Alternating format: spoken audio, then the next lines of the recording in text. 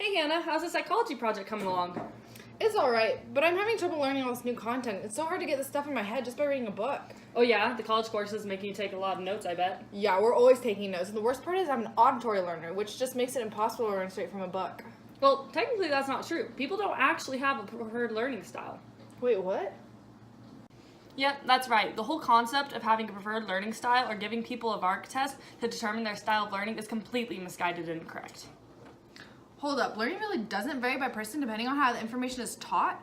And what do aardvarks have to do with this? Correct, and it's a VARK test. It stands for visual, auditory, reading, writing, and kinesthetic. The test is supposed to tell you what kind of learning style works best for you, but there's one slight problem. People don't have preferred learning styles. In fact, humans in general learn very similarly to one another. A recent study took 426 anatomy students and asked them to complete a study strategy survey and an online VARK questionnaire.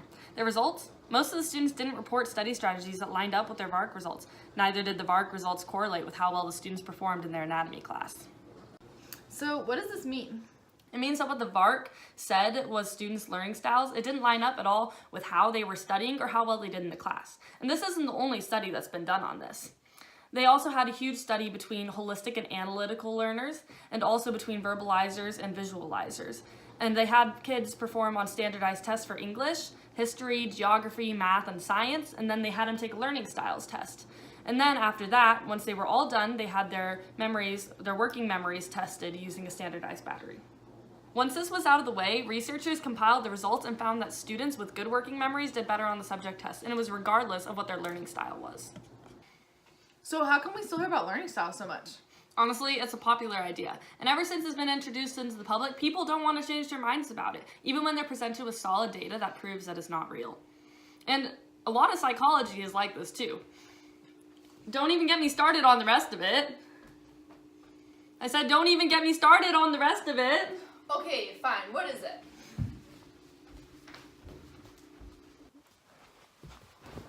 So glad you asked. The first one is the Stanford Prison Experiment. You know that one? Yeah, is that the one where there was a bunch of participants and they got involved in this prison experiment and it kind of went wrong and they were assigned to either be prisoners or guards? I think it got canceled after 6 days because of all the guards. They started beating up the prisoners, and it was a crazy breakthrough though in psychology about the relation between people and the environment that they're in. Well, that's the way many psychology resources present it. The Stanford Prison Experiment did present a lot of ethical questions, but what a lot of people don't know is that it was positioned to be that way. In fact, the guards were already set up to be violent. So what, the participants had criminal backgrounds or something? Not necessarily, but how Zimbardo phrased the advertisement by saying prison psychology experiment instead of just psychology experiment, researchers have found that that causes more aggressive personalities to apply. And not only that, but Zimbardo encouraged his guards to participate in tyrannical proceedings. Not only may have the violence been impacted by the researchers, but the amount of violence was actually overblown. Only about a third of the guards were found to have participated in sadistic acts, meaning 4 out of the 12. And while there was trauma to the prisoners, there was none that was lasting, which is what a lot of people reported. Wow, that's not what the psychology textbook made it out to be. Well, that's yet another problem with the Stanford Prison Experiment. The BBC redid the experiment, making the ethical alterations necessary, and they found completely different results. Not only did the prisoners band together under a group identification, formed a cohesive and leadership group, but the guards had the exact opposite effect. They were in complete chaos, they had intense disagreements all of the time, and because of that, they lost the only power that they had in the situation. What ended up happening is the prisoners overthrew the old regime and developed their own self-governing commune. Wait, they did all this in the reproduced experiment? Why are the results so different? Where was all the physical and mental trauma from the first one? And why don't we ever hear about this study? Well, that's exactly what researchers are trying to find out. The weird thing is out of the 13 leading textbooks on psychology, 11 of them mentioned the Stanford Prison Experiment, but only 6 of them had criticism on it. And most of that criticism was on ethical criticism, not criticism of the actual reliability of the study itself. This is a big problem because even though a study came out before our psychology books were updated, we still don't mention the BBC criticism at all. So everything I know about learning types in the Stanford experiment is all wrong? Mm-hmm. Is all psychology wrong? Okay, just smile, Hannah, smile. Fake it till you make it, fake it till you make it. That's actually not true either. What? Okay, you're not allowed to just say something like that. That study's in our psychology book, and it's been proven with many reproduced experiments. Ah yes, the good old facial feedback theory that suggests that physical body movements impact our emotions. Many researchers have tried to do this again and again, but most of the times their participants caught on that they were trying to make them smile or frown. James Laird came pretty close in the 1960s, but even then a fifth of his participants figured out what he was trying to make them do. Okay, now I want you to push your eyebrows close together. There we go, there we go. Drop the bottom of corners of your lip down. Down, there we go. So you want me to frown? No, definitely not what we're trying to do. Not at all. Nope. Now just crinkle your nose a little bit while you're doing that. Okay. Not exactly a success. Martin and Strack got the system down pretty well when they started telling subjects that they were doing a psychomotoric coordination test. And they had the subjects hold the pen in their mouth in different ways. It would make them either smile or frown. Then after that, they had them test cartoons and say how funny they were on a 10-point scale. They found a significant difference. However, when the study was reproduced, they found a difference of 0.03 points between the smilers and the frowners out of a 10-point scale.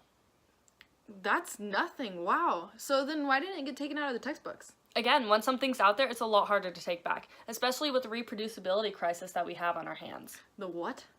The reproducibility crisis. Very few scientists, if any, have dedicated fully to reproducing experiments, and that's because their results are so undervalued. When they get things right, they're just told, we already knew that. We don't need that data because someone already solved for that. And when they get things different than the original study, people tell them that they're tearing down other scientists' work. It's a lose-lose situation for them, and honestly, it's hurting our research. That's awful. How can this be happening? Don't we have something to make sure that the experiments are reproduced and double-checked? Well, that's just it. We did have one. Back in 1665, the Royal Society started collecting research and compiling it into scientific journals. These scientific journals allowed people to reproduce the data and confirm that the results were indeed accurate. However, once the scientific community grew, that page space was very valuable, and the journal started only giving it to people that had both statistically significant evidence, but was also an eye-grabbing headline. But if they were statistically significant, doesn't that mean the data supports the claim? Yes, but oftentimes the data can be skewed by too small of a sample size, which is exactly what's happening. Now, there are people that think that power poses produce positive hormones, or that female hurricanes are 3 times as deadly as male hurricanes. So all these psychological studies are also wrong? Yes, and when you add psychological-based tests to the mix, it gets even worse. Oh, joy. Wait! Studies show the IQ test doesn't even measure intelligence. Trying to categorize the 3 distinct components of cognitive ability, being short-term memory, reasoning, and a verbal component, doesn't even make sense, because it would be impossible to explain all the variation. In fact, why are we trying to measure brain functioning with one value when the brain is considered the most complex object in the entire universe? Okay, any more tests I should know about? Actually, yeah. The Myers-Briggs test was developed by 2 women who had absolutely no clue what they were doing. In fact, they had no experience at all in the field of psychology, and yet 89 of Fortune 100 companies still use it today. In fact, the National Research Council even says the popularity of this instrument and the absence of proven scientific worth is troublesome. Or in less polite terms, it sucks. So what on earth are we supposed to do about this? I mean, major scientific experiments in the field of psychology aren't even right, and tests rooted in psychology are complete bogus. So we know this and we're still teaching it? That's right. But even though the idea of publishing things in scientific journals has since faded, we now have online scientific journals that take research based on methodology and not instead what's an eye-grabbing headline. And that's starting to save the day, because now we can focus on what's true and what's right and instead of what's catchy. And I think if we continue on that route, then the field of psychology will be okay.